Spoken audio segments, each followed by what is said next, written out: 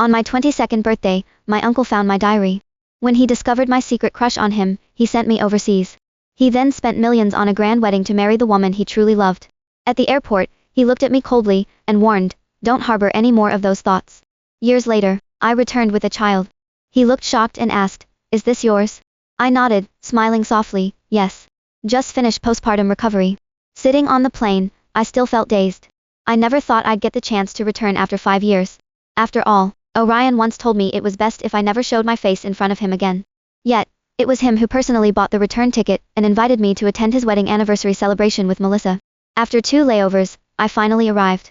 Yuma slept soundly on the plane, but as soon as we landed, she began to cry softly, "Mommy, my feet hurt." Hearing her cry, I quickly picked her up and walked toward the exit. In the arrivals hall, I pulled out my phone, preparing to call a cab. Just then, my phone buzzed. Seeing the familiar number on the screen, I hesitated, unsure whether to answer. Eventually, I didn't answer, but almost immediately, a second call came through. With a sigh, I finally answered. On the other end, Orion's voice came through. After so many years, his voice hadn't changed. "Have you left the airport? I sent someone to pick you up." Orion spoke in a businesslike tone, as if we were strangers. I forced a bitter smile. "I can take a cab myself." There was a brief silence. Orion likely didn't expect me to say that. After all, he used to take care of everything for me. After a pause, he casually replied, "Fine, but let my assistant pick you up. I prepared a gift for Melissa in the trunk. You can take it directly to the dinner." Orion was still as meticulous as ever, even arranging the gift for me. Of course, seeing the wedding venue he crafted for Melissa and the custom, limited edition ring he gifted her, his love for her was evident. "All right," I rubbed my forehead and agreed softly. Orion didn't say anything else, nor did he hang up. After a while, Orion finally spoke, "Yera, I hope 5 years abroad gave you time to reflect. If you ever harm Melissa, I won't let it slide." His words stunned me. The noise around me seemed to vanish in an instant. Orion said he wouldn't forgive me. Before I could respond, he hung up. Actually, Orion had nothing to worry about. I wouldn't do anything to them. I just wanted to take care of Yuma and find a job. Leaving the airport, I lowered my head. The confident 22-year-old I once was, would never have imagined life would come to this. It was on my 22nd birthday that Orion sent me abroad. That was the day Orion found my diary. When I was young, my parents died in a cruise accident and never came back. Naturally, Orion took over my care. We always had a harmonious relationship. Until I came of age and realized my feelings for Orion weren't just familial. I loved him. But I knew well that we had no future. So I poured all my feelings into my diary. If Orion hadn't found it, maybe I could have kept pretending my feelings were only a niece's attachment. But Orion did see it. He tore my diary to shreds, demanding, "How could you have such a disgusting thought? Don't you know I'm your uncle? Even if we aren't blood related, we're family." Orion, usually calm and gentle, lost his composure, his eyes filled with disgust as he yelled at me. I wanted to explain, but I had no words. In the end, I could only bow repeatedly, apologizing, saying it was my fault for harboring those feelings.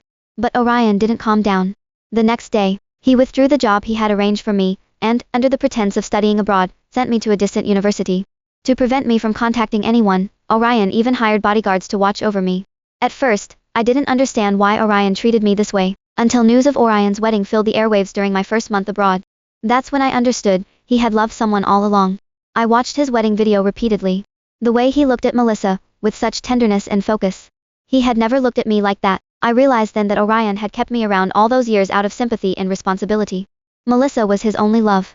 "Ms. John, please get in the car," the assistant's voice brought me back to reality.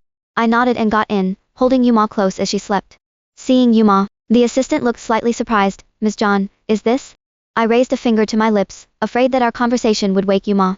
After sitting in the back seat, I answered softly, "She's my daughter." The assistant nodded without saying more. When he drove us to the destination, I was stunned. The hotel was the same place, where Orion and Melissa were married. For 5 years, every anniversary he hosted a celebration, personally choosing gifts for Melissa. I realized that Orion genuinely treasured Melissa. Perhaps he invited me back this year only to let me witness their happiness firsthand. I numbly stepped out of the car, watching Melissa approach me with a smile. Unlike my weary look and plain clothes, Melissa wore expensive jewelry and smelled of perfume, a testament to Orion's pampering. Melissa's smile froze when she saw Yuma in my arms. Sure enough, when she reached my side, her expression turned to surprise. "Yera, you had a child overseas without telling us. I thought we were family." Before I could say anything, Melissa uninvitedly took Yuma from my arms. Yuma woke up and immediately began crying, not wanting to be held by Melissa. I took Yuma back from Melissa, and calmed her down. In truth, Melissa knew I once had feelings for Orion. I hadn't intended to interact with her much during this visit, but she insisted on holding Yuma. By the time we reached the private room, Yuma was still clinging to me, wanting me to hold her. Melissa forced a smile as she handed Yuma back to me. Your uncle knows raising kids isn't easy. We haven't thought about kids ourselves. I got a bit excited seeing you with a daughter. The private room was already full of people. Not wanting to socialize, I chose a seat in the corner. Melissa sat beside me, linking her arm with mine and introducing me and Yuma to everyone. The looks from others were full of mockery and curiosity. Unable to bear the strange atmosphere, I excused myself to the restroom. After washing my face and returning, I heard Melissa's voice. Someone had asked Melissa why she would bring someone so unlucky. Unlucky. Yara is Orion's niece. Even though she once tried to make a mistake, now that she has a child, she surely won't make the same mistake again. Hearing this, I stood quietly at the door. In their eyes, I was just a crazy woman who once tried to seduce her uncle. Yuma tugged nervously at my clothes, and I comforted her before walking back into the room. Some things needed facing. After some time, suddenly everyone stood up. Mr. John is here. I remained seated, unmoved. After a while, I finally lifted my head to look at Orion. He seemed thinner, dressed in a suit, with Melissa by his side. The two of them exchanged warm smiles. Orion was surrounded by everyone, oblivious to me in the corner. He remained the focus of Orion's attention, while I was the forgotten one. Suddenly, Melissa seemed to remember something, and nudged Orion with a smile. Orion, Yara is here. It's been years since you two had a chat, and she brought back a little surprise. At the mention of surprise, Orion's expression didn't change. After helping Melissa to her seat and ordering her some milk, he finally looked in my direction. Yuma curled up beside me, looking wary. Orion saw Yuma, his eyes widening. Yara, who is this? He asked, looking at Yuma. I hadn't told them about Yuma, so their expressions ranged from shock to amusement as they watched. Melissa answered for me, Orion, this is Yara's daughter. Isn't she adorable? She looks a lot like Yara, seems a few years old already. Orion's gaze moved between Yuma and me, scrutinizing.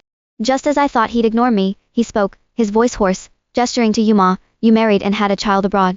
I raised my head, meeting his gaze, and nodded. Yes, I got married. Sorry I didn't tell you.